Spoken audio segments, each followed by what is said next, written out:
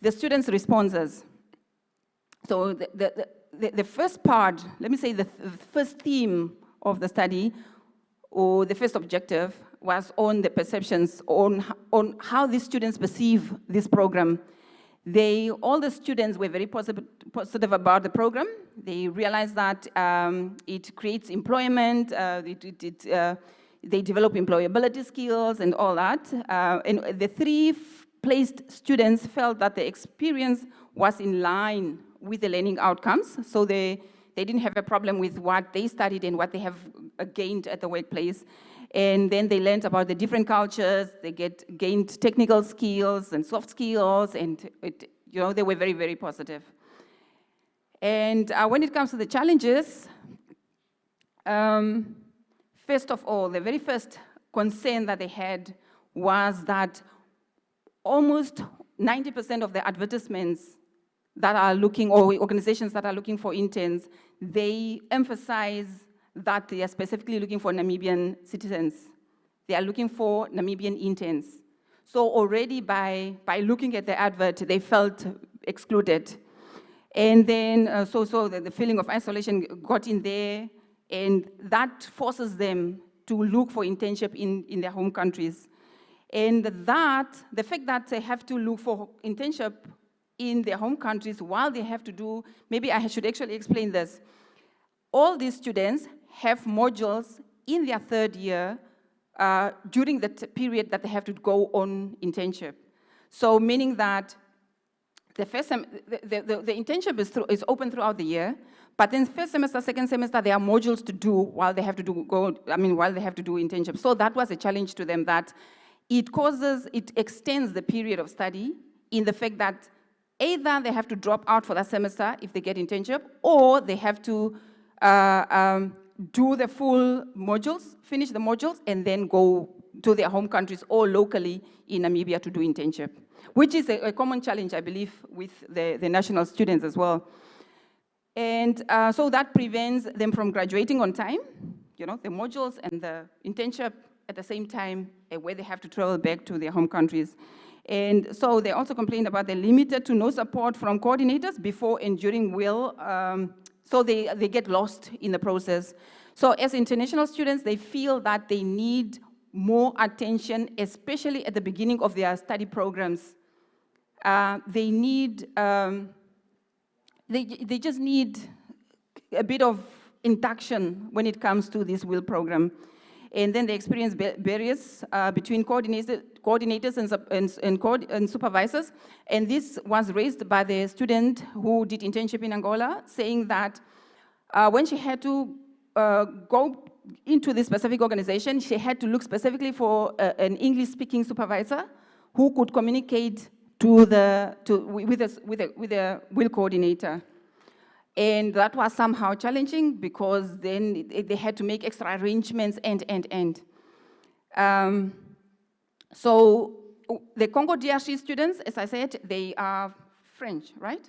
Yeah, the environment, the official language is French, Angola is Portuguese, Mozambique is Portuguese, and so on. So when I have to supervise a student coming from Angola, for instance, or Congo DRC, even worse, then they have to get a translator, or I have to, it's like in the case of the student who has to specifically get a supervisor who understands the language, or who understands English.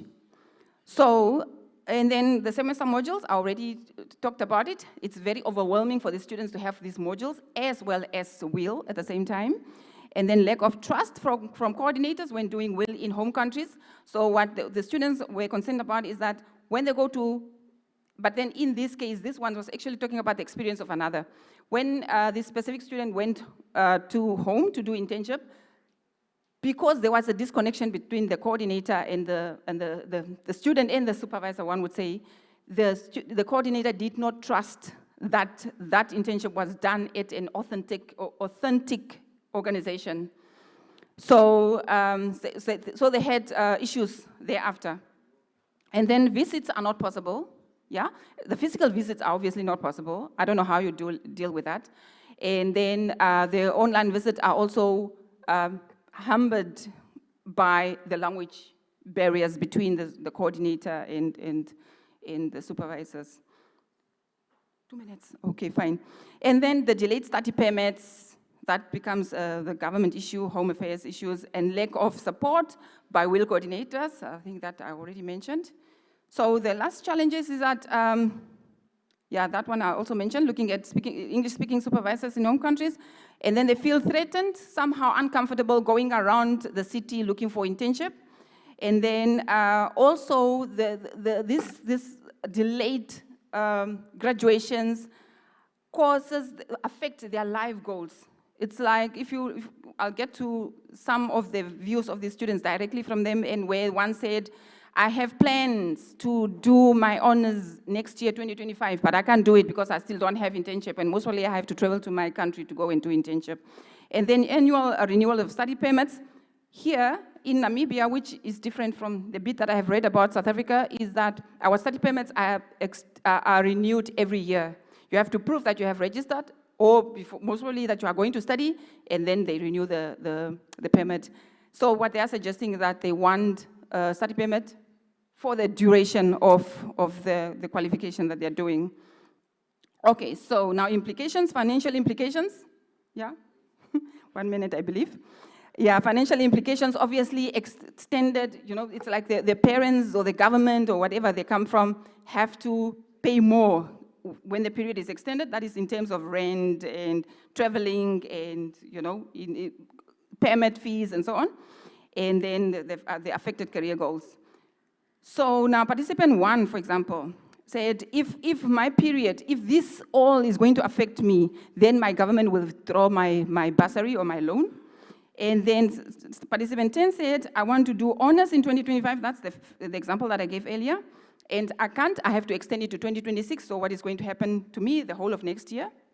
And then number 15 said, if the internship is done at my home country, then a whole semester must be put on hold because of the modules that are already mentioned, yeah, because they both run at the same time. And then participant 1 said, I will not be able to secure the study permit because you need to be registered to secure placement, and you can only register if you have secured WIL, yeah? So if they struggle to get WIL, you cannot register at the university if you haven't secured placement, and you can also not get the permit if you are not registered. So you see, yeah? Okay, so how do they cope? What they do is they would look for placement ahead of time, or else they go back. Or what they also think they are going to do now, because of all these challenges, is just to strengthen networks, work closely with lecturers, and then consider remote working. Yeah, now this one said, I will go and work in my home country, otherwise I'll find a way to bypass WIL or fake it. If I can't do it otherwise and I need to graduate, I'll just fake it. So the quality of WIL is compromised in this case. Okay, fine. So let me just jump this one. Recommendations, quick, 1 minute. So what they want, what the international students want, is that the university must come up with a designated person within the Center of Cooperative Education who is specifically going to deal with who's going to deal with them. Okay, then the departments within the university must be the first one to take on international students for WIL. Yeah, so if a student is studying HR, must go to HR. If a student is studying IT, must go to the IT department of the university. And then obviously emphasis on MOUs, and let me just jump a bit. Proper induction, institutional involvement, to deal with this whole permit, work study permit issue with Home Affairs, the extended years that they want, and then assist in getting WIL outside the country, virtual WIL, remote WIL, yeah, so that they can attend their modules and work at the same time wherever they are. And then, so for the government, they want the national framework of WIL must cater for the international students. There must be some way where it mentions the international students. And then otherwise, on-time approval of permits or to the industry. They also want the university must have a talk with the industry and emphasize the difference between employment and internship, because it seems like there is a whole confusion between the two. And then the internship policies within the industry must also cater for these international students. So those are the references, and thank you so much. Okay, thank you very much. I apologize for rushing you too much. It's quite, she brought a different dimension to Will. I think we often don't talk about international students. I think because maybe they constitute only a small percentage of students, but it's quite an important aspect. Okay, I'll open the floor for questions before I pose mine. Okay, there you go. 1, 2. Okay. I'll take 3 questions. Start with you. Hi, thank you so much. That was super interesting.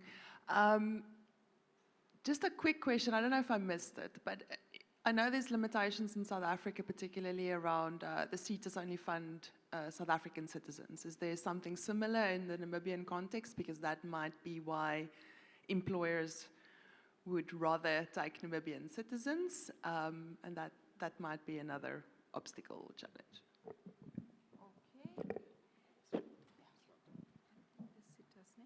I'm not even sure what that is.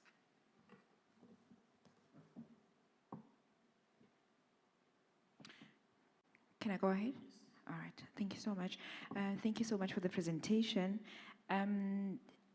We also have an experience of placing students outside of the country, but the support is different, and I'm wondering what could be causing that.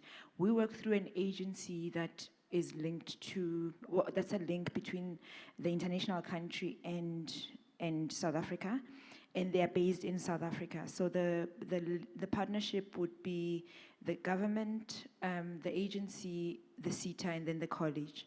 So I don't know where, I'm not able to identify the gap in this instance, but thank you so much for sharing the experience.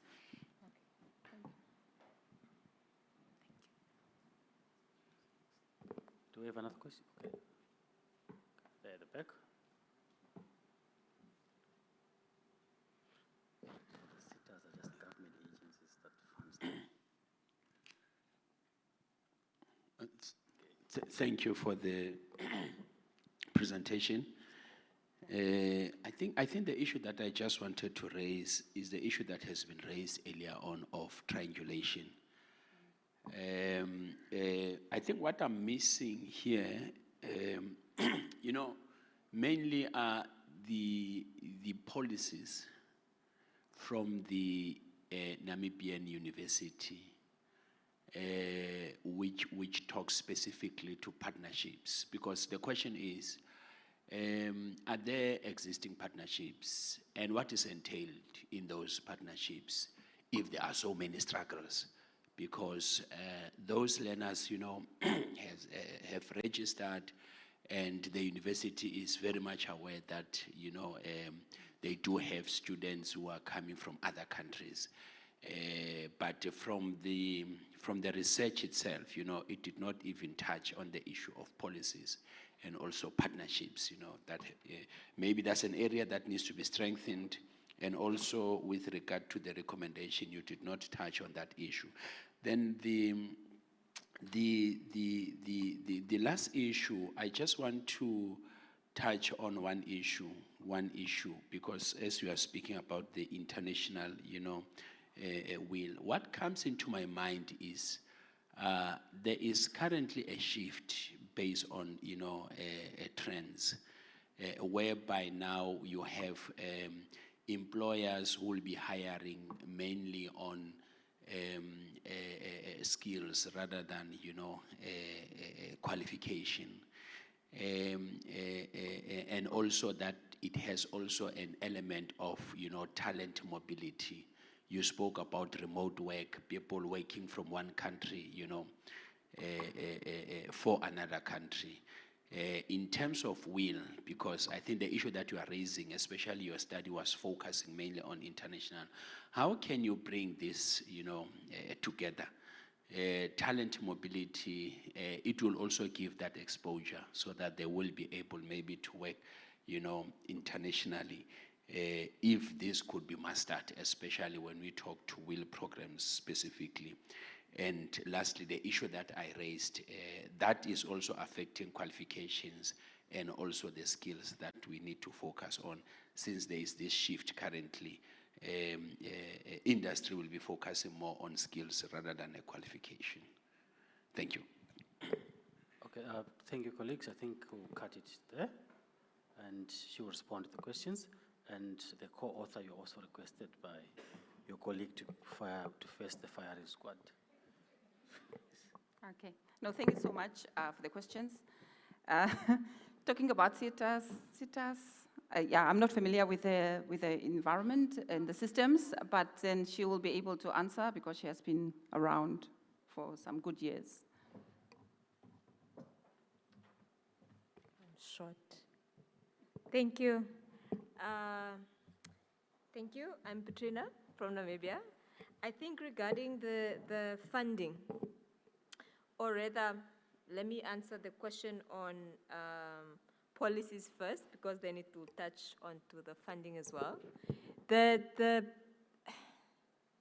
I think the main issue that we have is the policies are quite clear, and the partnerships we have really worked, especially, we have a cooperative education department, like I think universities of technologies here, that cement these relationships to take on students for well.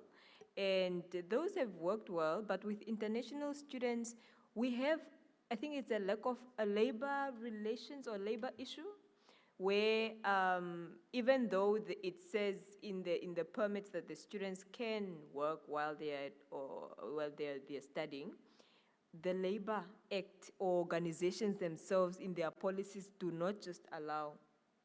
Do not just allow. I think that's a conversation to be had, I think, with the higher office, maybe the government to be involved.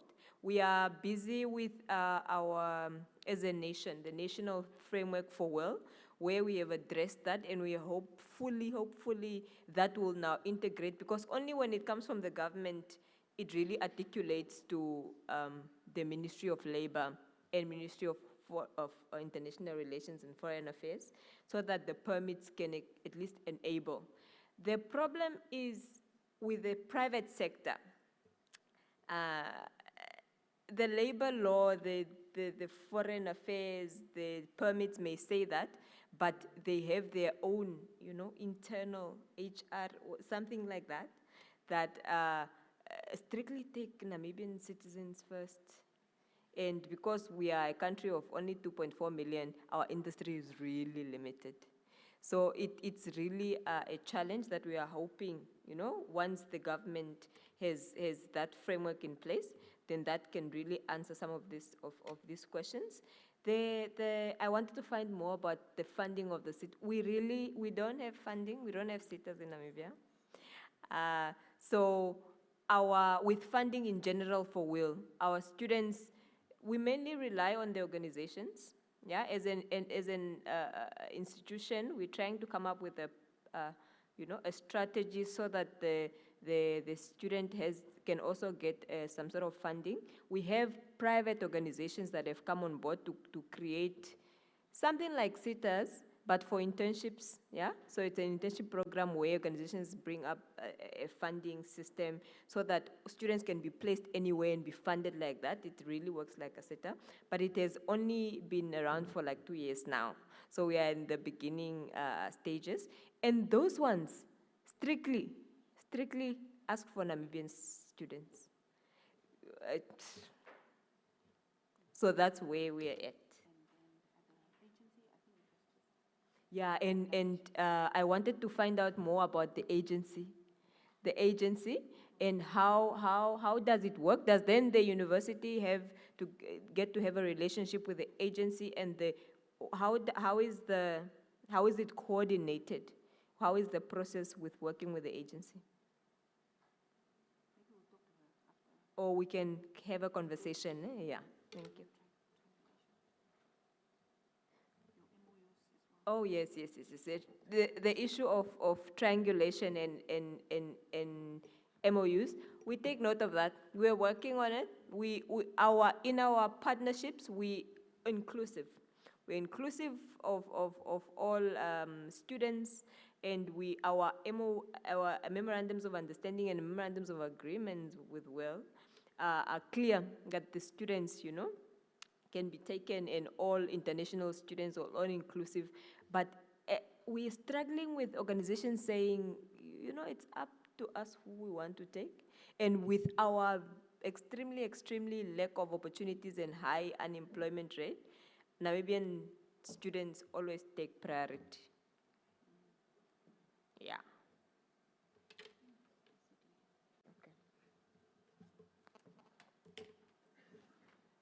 All right. Thank you so much then.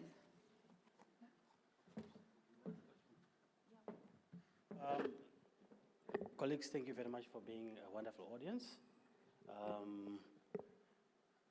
We can just stick around until lunchtime, until we meet again when? It's 2 years' time, right?